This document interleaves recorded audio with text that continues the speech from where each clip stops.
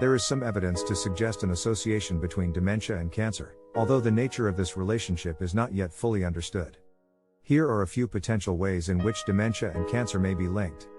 Shared risk factors. Some risk factors for cancer, such as smoking and alcohol use, have also been linked to an increased risk of dementia. This suggests that there may be some shared underlying risk factors that contribute to both conditions.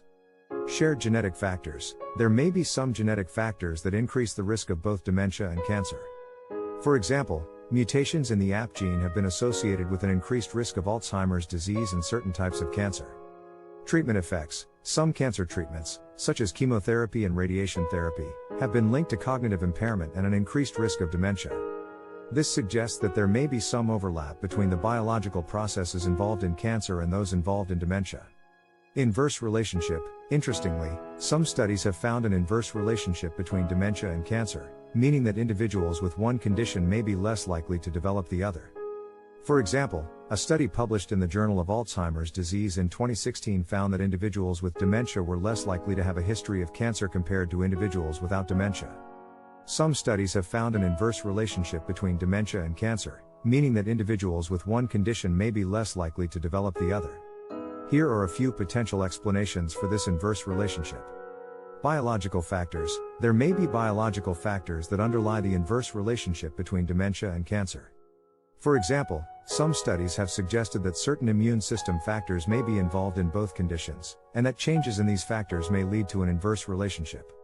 Diagnostic bias. Another possible explanation is that there may be a diagnostic bias at play.